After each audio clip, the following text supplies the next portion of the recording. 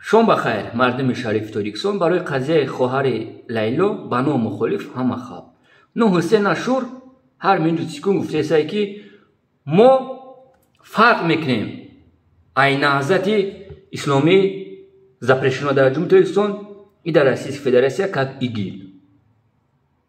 ما демократия میخواهیم.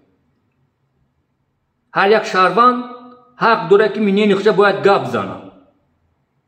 مرحمت چیزی تیار با فکت دلیل برای قضیه خواهر لیلا.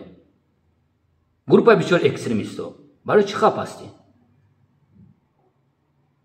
نبرات صبح دیوانا میبره در افیروتون خواهر لیلا را فویشه گفته سنه که شما ایمینا گلاوارتون اتپوشنی من در نظر دارم حسینکا 28 минут خواب کردگی گوش کردگی است یک زنی که عقلش نمیرسه. من میدونم در بین شما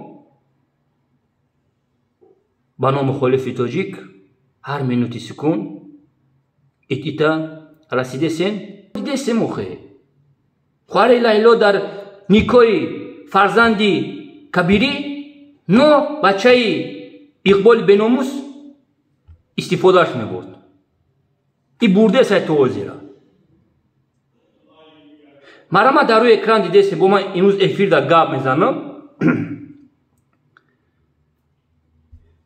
یک ماه پیش در افیر محمد اقبال خواهر لیلا اقبال دستگیری میکرد. چی افیرایی که یک گذراندیسن من منوتی سکون این کامنتاریاشون ای چی سخنایی که ایدانشو میبرویا من مینویسم. امروز افیر در گاب میزنیم برای محیدین کبیری که امروز خپ است. ما میخواهیم که محیدین کبیری باید برای قضیه خواهر تاجیک لیلا باید ببره گپ بزنه. اون میلیون دلاری که بیزنس داره ما میخواهیم که کبیری باید ببره بگه ای پولا را ایگجا یافت. محمد آقایف در اکران دیده سین این گدو را. محمد آقایف ایما خفه نشه. گدو بناموس ترا سلمان گفت بیروز در افیرش برآمد صورت کلان من گفت این دیونه را ببینه این گدو را ببینه.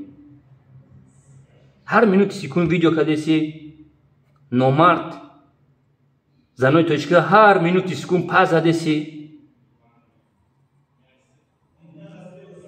برای چی برای خواهر لیلا گپ نمیزنی؟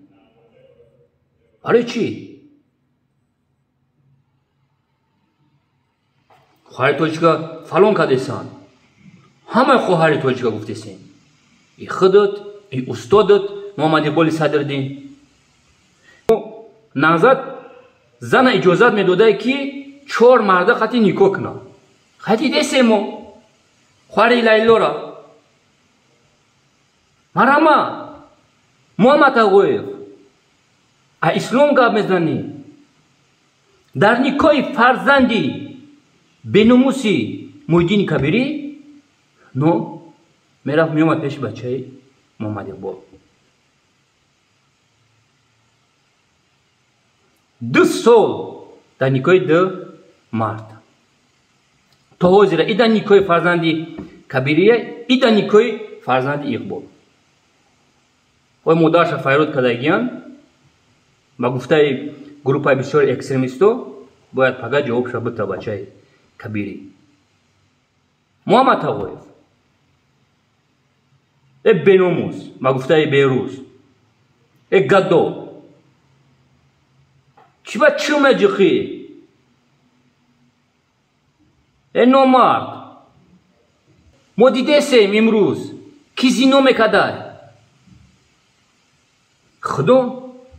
خودتون زینو میکدین ایتون با چی میبرین نومی زن تو چیکار میگیرین شما؟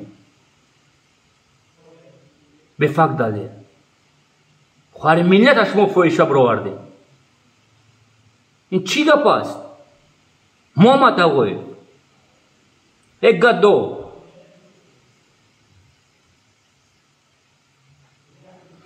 دوستان عزیز، امروز ما افیر داریم. میتونیم ببریم این نختان گپ زنید. برای چی امروز محیدین کبیری خپ است؟